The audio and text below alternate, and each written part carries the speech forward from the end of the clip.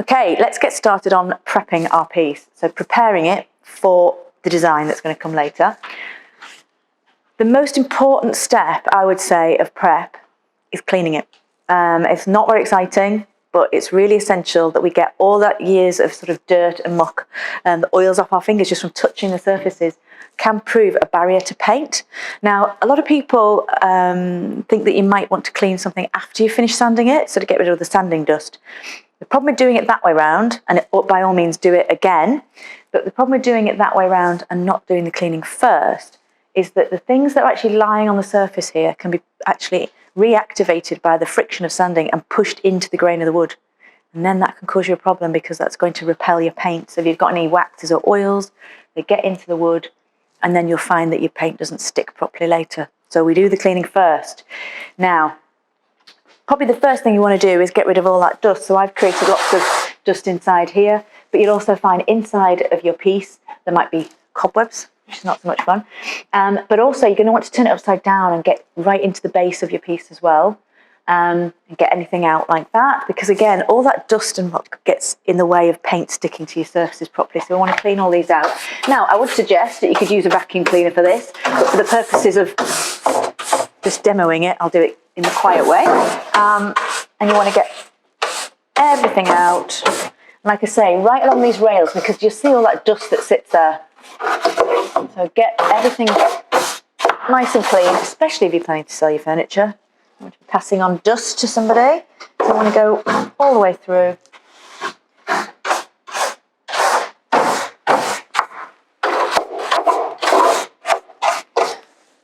And up underneath as well. So when you turn it upside down, you'll be able to see better the underneath of things that need to be cleaned as well. So to actually clean the surfaces, today I'm going to use Grime Go. This is the product that I'm using at the moment. It is alkaline, it is biodegradable, pH neutral. So it's not one of those ones that's going to put nasties into the watercourses, and that's why I like it. Another one I've used is Fusion Mineral Paints TSP, similar reasons. Both of those don't leave any nasty residue on the surface of your piece of furniture, which again is a problem with paint sticking or finishes sticking. You want something that's pretty non-toxic. So by all means, use a sugar soap, use a Mr. Muscle or any of those other sort of normal sort of household cleaning products, but you must make sure to rinse really well when you do use those. These effectively are no rinse because they don't cause any problems with the paint sticking.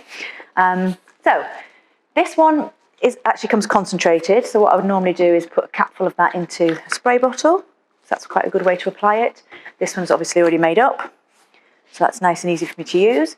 And then I'm going to use, I like these, there's more than one way to do things, but I like these little sponge scrubbies. They've got plastic sort of scouring surface, but the good thing about these is I can put them in the washing machine, so they get a lot of life out of them rather than the plastic ones that sort of one use and go in the bin. They're also really good for stripping as well when I'm doing the paint and varnish remover, so those come in really handy. So that's what I'm going to use on here. They've got a good sort of scrub on them, but they're not going to scratch.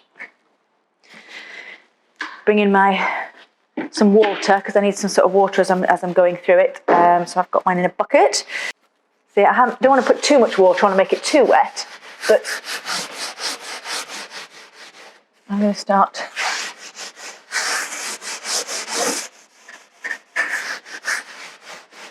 And you don't want to clean too quickly, so I'm just going to rinse that. And you'll start to see this water turning a satisfyingly mucky colour because of that the years of use will come off the surface.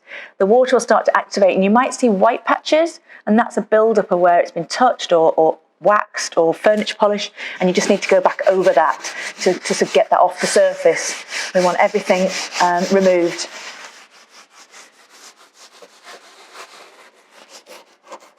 I want to clean everywhere, get all the years of dust and dirt off. And if you've got little areas that are a bit difficult to get into, I find these really useful. Little mini brushes. They usually come in a pack, and so there's metal ones and nylon ones. Just be a little bit careful with the metal ones for getting into the detailed areas.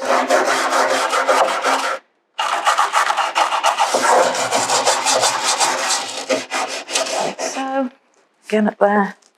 I could just get into there. So if you've got any detail on your piece, these are really useful.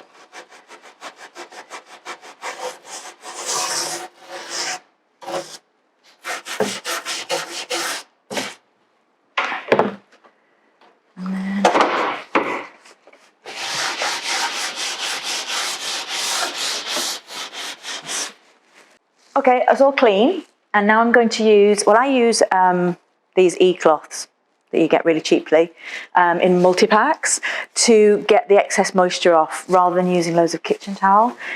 So I just dry that off. You don't want a lot of moisture sitting on the top of it.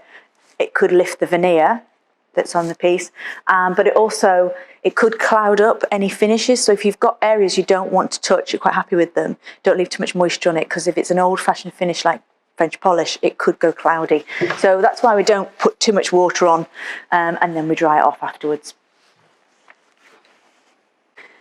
Okay, so that's the cleaning finished, and this is the net result of my cleaning. So you can see it was well worth getting all of that off. I have actually done some sort of side-by-side tests with masking tape design. Masking tape design definitely challenges how well your paint is stuck to the surface more than any other technique. And cleaning is a really important step. If we skip that, your masking tape designs can fail. So don't skip the cleaning. One thing to say though, if you know your piece is waxed, cleaning alone is not going to be enough of a prep. What you're going to need to do is you're going to have to start with white spirit. Not particularly very nice, but it's the way to break down those waxes. So if you've got a layer, if you see that the water is beading up, you might need to put something on like white spirit, and I would just use the same scrubby and scrub that all over to break down the waxes and then clean it. Sometimes you can't tell. You don't know if you've got a previous painted piece of furniture, or you're just thinking you're cleaning it and it's all fine. You might not know till you get to the sanding stage that you've got waxes. So we can talk about that when we get to the sanding section. But if you find you're going through your sanding paper a lot quicker than you expected and it's clogging and you're getting some little patches on it, it's the sign that you've got a waxed finish. And you need to come back to this stage, get your white spirit out and give it a really good scrub, and then go through the steps again